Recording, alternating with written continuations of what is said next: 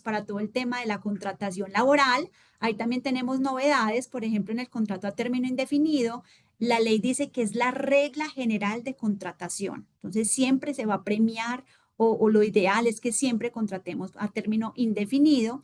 Y también trajo una parte, es que el trabajador deberá dar aviso de 30 días calendario al empleador cuando quiera terminar el contrato unilateralmente. Sin embargo, si el trabajador no lo hace, esto no va a generar ningún tipo de sanción. También tenemos novedades en el contrato a término fijo y es que se limita para un periodo máximo de 4 años. O sea, que en Colombia ya no pueden existir contratos a término fijo por más de 4 años. Sin embargo, esta regla va a iniciar para los contratos vigentes desde la entrada en vigencia de la ley, o sea, 25 de junio de 2025, y tenemos 4 años para poder normalizar la situación. Es decir, que si tenemos hoy un trabajador que lleva 20 años con un contrato a término fijo, tenemos 4 años para seguir en este tipo o esta modalidad contractual, pero ya luego se va a convertir en indefinido. También tenemos novedades en el contrato de obra o labor y es que siempre deberá ser por escrito y también se debe indicar de forma clara y detallada cuál es esa obra o labor contratada. Esto es nuevo y también pues muy impactante porque de pronto no se hacía como tan juiciosamente. Y la ley también trae, digamos, una sanción, por decirlo así, o advierte que si no se cumple con esas condiciones, se va a entender que ese contrato es a término indefinido desde el inicio de la relación laboral. Sigamos, Nati, porfis, pues, con el contrato de aprendizaje.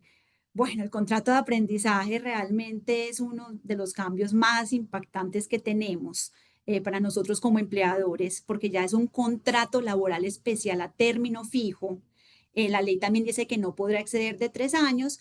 También se sigue hablando que hay un apoyo de sostenimiento mensual y permite la monetización por 1.5 salarios mínimos legales mensuales vigentes.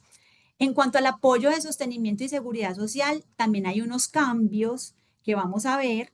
En la formación tradicional, por ejemplo, en la fase electiva pasamos de pagar un 50% a un 75% de un salario mínimo y el empleador debe cotizar salud y ARL por cuenta total del empleador. En la fase práctica tenemos se paga un apoyo de sostenimiento de un 100% pues de un salario mínimo y la novedad es que hay que afiliarlos ya a pensión. Entonces se afilia a salud, a pensión y a ARL. En la formación dual, en el primer año, tenemos que se paga un 75% de un salario mínimo y también está la afiliación obligatoria a salud, pensión y ARL. Y en el segundo año, un 100% de un salario mínimo con afiliación también a salud, pensión y ARL. Bueno, aquí, ojo, que en la fase práctica y en la formación dual vienen grandes cambios. ¿Por qué? Porque hay que pagarles prestaciones sociales a estos aprendices. Digamos que esto es impactante, porque hay que pagarles pues la prima, las cesantías, los intereses a las cesantías, vacaciones, ojo, pagar también auxilio de transporte y los demás derechos propios del contrato laboral. Entonces tenemos que tener pues mucho cuidado con esto. Si quieres, Nati, sigamos, porfa. Bueno, hay otra novedad y es la contratación de personas con discapacidad. La ley es clara y trae unas reglas y es que las empresas con hasta 500 trabajadores deberán contratar o mantener contratados al menos 2 trabajadores con discapacidad por cada 100 trabajadores. Y a partir de 501 trabajadores deberán contratar o mantener contratados al menos un trabajador con discapacidad adicional por cada 100 trabajadores. Este artículo, digamos que entra en vigencia de manera obligatoria a partir del segundo año, es decir, en el 2026, porque desde el 25 de junio de 2025 va a ser optativo pues para los empleadores que quieran aplicar este artículo, pero ya de manera obligatoria sí va a ser el año entrante. El artículo también trae, digamos, como unas aclaraciones y es que la cuota de esas personas con discapacidad se calcula sobre el total de trabajadores permanentes. Digamos que ahí todavía está pendiente como una aclaración o reglamentación de este artículo para mirar qué se entiende como trabajadores permanentes. Las personas con discapacidad también deben contar con una certificación expedida por Ministerio de Salud. Eso es lo que nos va digamos, a habilitar para poder cumplir con esta cuota, que tengan este certificado de discapacidad. O sea, no es cualquier persona con pérdida de capacidad laboral, no. Tienen que tener obligatoriamente este certificado de discapacidad. Y en los sectores y cargos donde definitivamente no sea posible contratar personas con discapacidad, se le deberá informar al Ministerio del Trabajo. Sigamos, Nati, porfa.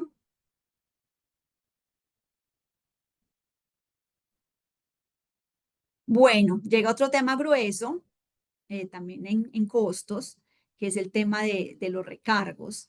Y es que digamos, la jornada en Colombia, la jornada nocturna, empieza desde las 7 de la noche. Recordemos que antes era desde las 9, ya pasa a ser desde las 7. Entonces nos queda desde las 7 a las 6 de la mañana y la jornada diurna o el trabajo diurno está entre 6 y 7 de la noche. Acá la ley sí dijo que la entrada en vigencia va a ser 6 meses después de promulgada la ley, es decir, en diciembre del 2025 es que empezamos a pagar estos recargos nocturnos desde las 7 de la noche. Y en cuanto a jornada máxima legal, la ley es clara que solamente se puede elaborar 8 horas al día y se respeta la gradualidad que ya había traído la ley 2101 de 2021. Recordemos que esta ley 2101 de 2021 fue la que redujo la jornada laboral, que ahorita el 16 de julio vamos a pasar a 44 horas para posteriormente en julio de 2026 llegar a las 42 horas, que es como las horas óptimas que quiere pues la ley que lleguen todas las empresas. También la ley habla de las jornadas flexibles, se puede pactar el trabajo en 5 o 6 días a la semana y también unas horas diarias que pueden ser mínimo 4 horas diarias continuas y máximo 9 horas. La jornada de la familia también ya quedó potestativa, ya no es obligatoria, ya esta ley dijo que los empleadores que la quieran dar, pues fabuloso, pero ya no están obligados a darla. Sigamos, Nati, porfa.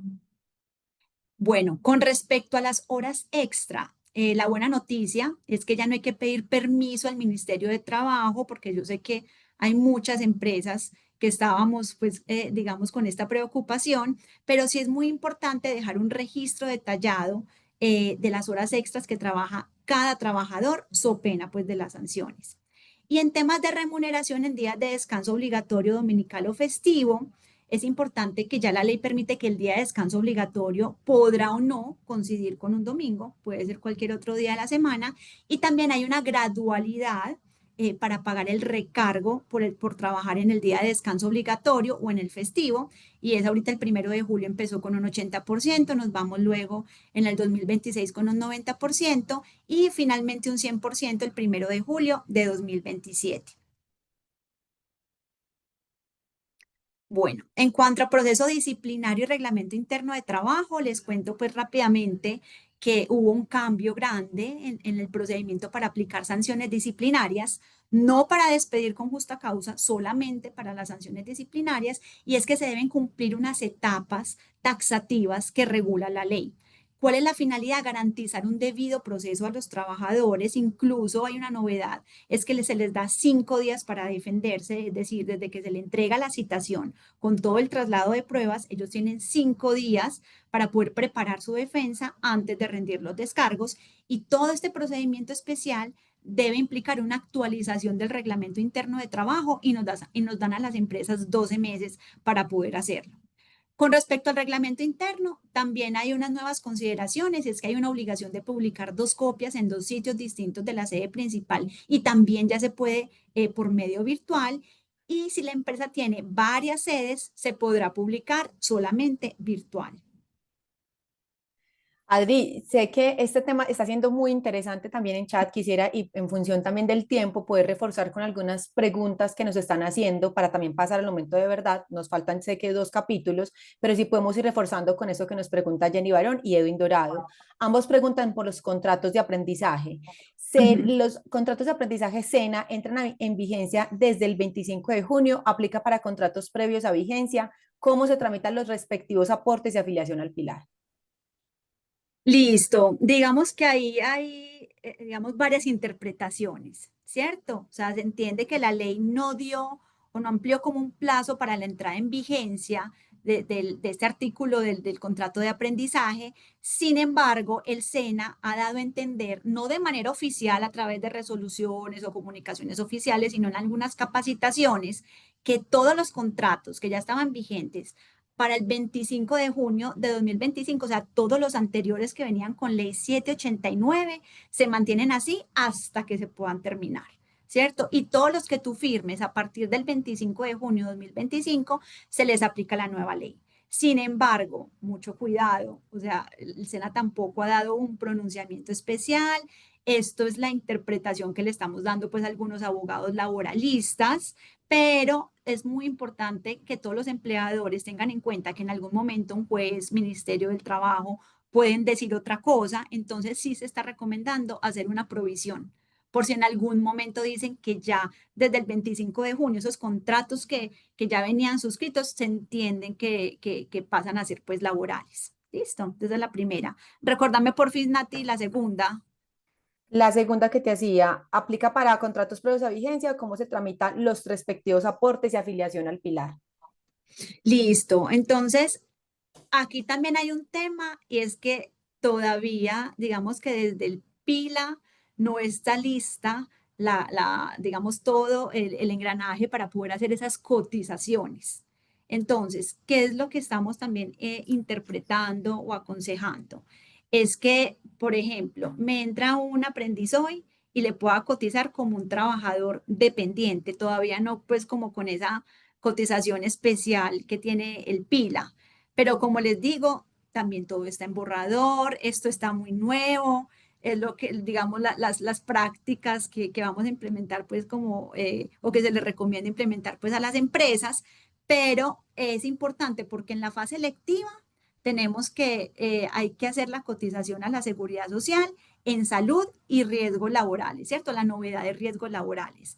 Y en la fase práctica, recordemos que la novedad es en pensiones, entonces será salud, pensiones y también riesgos laborales. Ah, y cajas de compensación, que ahorita no lo dije, pero también es muy importante, cajas de compensación como cualquier contrato laboral. Entonces, miren, falta todo el tema del PILA, eh, faltan como muchas reglamentaciones y yo creo que en la marcha nos vamos a ir yendo como para ver por dónde estas entidades también nos van guiando, pero por ahora lo que se recomienda es que si se tiene que firmar un contrato hoy, ¿cierto? Se haga pues bajo esta nueva ley, obviamente, y las cotizaciones se hagan como trabajadores dependientes, porque estamos esperando también la reglamentación del PILA, pero también es válido alegar en algún momento que todavía no está como la plataforma lista. ¿Listo? Entonces Adri, estamos y no aquí sé, mirando. porque ahí también hay muchas preguntas sobre el tema del PILA, que ahí me corrijo, pero no sabemos si tenemos algún estimado de cuándo esa reglamentación va a poder estar, porque hay muchas preguntas de cuándo se va a poder hacer, de cómo no sabemos si con la interpretación que tú has hecho podemos tener un aproximado de más o menos en cuánto podría estar. Hay un artículo en la ley que dice que todo lo que implique reglamentación de pila son 6 meses, pero mira que es un periodo amplio. Claro. Entonces, la pregunta es, ¿qué hacemos con los practicantes que me llegan hoy? ¿Qué hacemos? ¿Cómo les vamos a cotizar? Entonces, yo creo que también es bueno que cada empleador verifique con su nómina y con sus operadores para mirar qué soluciones les van a dar, porque como les digo, esto está muy en borrador y más desde las recomendaciones que estamos dando, pues como todos los abogados laboralistas, pero no es un tema pacífico para que lo tengan en cuenta. Perfecto, entonces Adri, te invito a que terminemos acá rápidamente nuestros temas, validemos el momento de verdad y miremos las preguntas que de pronto no podamos resolver, las estaremos compartiendo por otros canales. Perfecto, Nati. Entonces sigamos que ya igual estamos terminando, sino que hay un tema pues importante en cuanto a licencias y permisos. Las obligaciones especiales del empleador se amplían esta lista, incluyendo concesión de nuevas licencias y permisos. Por ejemplo, la calamidad doméstica, por fin. La ley define qué es calamidad doméstica y da pues como unos lineamientos y dice a quiénes se les puede aplicar. La licencia también para asistir a actividades escolares obligatorias, el empleador debe dar este permiso cuando pues el padre o la madre pues tenga que ir obligatoriamente al centro educativo. También hay una licencia para asistir a citas médicas de urgencia o programadas con especialistas, donde el trabajador también les debe presentar a ustedes como empleadores el certificado previo. Y también está el día de descanso remunerado cada 6 meses por el uso de la bicicleta, pero este es optativo, entonces es potestad del empleador si lo da o no lo da. Ingreso de animales de compañía, también es, digamos, que otro artículo que ha causado, por decir así, alguna polémica, porque dicen cómo vamos a permitir el ingreso de estos animales a las instalaciones de las empresas, pero podrá, o sea, la ley dice podrá, o sea, que también será potestativo del empleador, podrá permitirse el ingreso de perros y gatos, esto ya se regulará pues como en los planes de bienestar de cada empresa, pero sí para el ingreso de animales de asistencia, apoyo emocional o uso terapéutico, sí es obligatorio, porque dice deberá, se deberá permitir su entrada, pero con un certificado que soporte la necesidad, ese certificado lo emitirá pues un psicólogo o un psiquiatra. Y aquí la ley también dice que el gobierno deberá reglamentar esos lineamientos en los 12 meses siguientes a la entrada en vigencia. Claro, porque hay que hacer unas adecuaciones físicas de las empresas, hay que ver qué pasa con el trabajador que le da alergia al perro o el gato que yo traje. Entonces, hay que reglamentar pues mucho pues este tema. Con teletrabajo seguimos con casi todas las mismas modalidades, con teletrabajo autónomo, que recordemos es que es el que se presta fuera de la empresa, el móvil donde no hay un lugar establecido para prestar el servicio, el híbrido, que digamos que se cambia el nombre de teletrabajo suplementario por teletrabajo híbrido, que es estar 2 o 3 días en la casa y el resto en la oficina. El transnacional no estaba regulado, aquí esta ley lo trae como novedad y es poder trabajar desde otro país, y el temporal o emergente, que es para emergencias sanitarias o desastres naturales. Acá también es importante saber que los teletrabajadores que devenguen menos de 2 salarios mínimos tienen derecho a un auxilio de conectividad, que será en reemplazo del auxilio de transporte y por el mismo monto. Entonces, de pronto, si hay empresas que no le estaban, digamos, pagando ese auxilio de transporte a los teletrabajadores, que devengaran menos de 2 salarios mínimos, que porque ya estaban en la casa, es importante que ya es obligatorio que se les pague este auxilio de conectividad a título pues de auxilio de transporte. O si ya le venían pagando el auxilio de transporte, simplemente cambiarle pues como el nombre en la nómina para que sí quede bien claro que va a ser pues el auxilio de conectividad.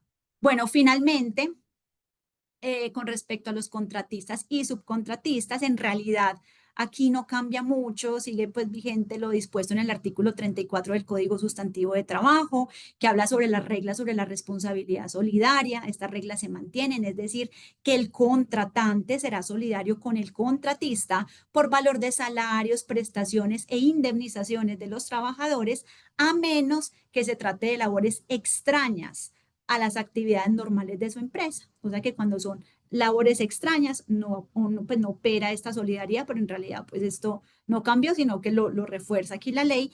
En cuanto a empresas de servicios temporales, sí me parece muy importante, empleadores, que estemos muy juiciosos en la utilización de esta figura. ¿Por qué? Porque se le establecen unos límites, y es que solo se pueden enviar trabajadores en misión para las hipótesis de la ley 50 del 90. O sea, ¿qué dice la ley 50 del 90? Que solamente puedes contratar temporales para trabajadores ocasionales, para reemplazo de licencias o cuando hay incrementos en la producción.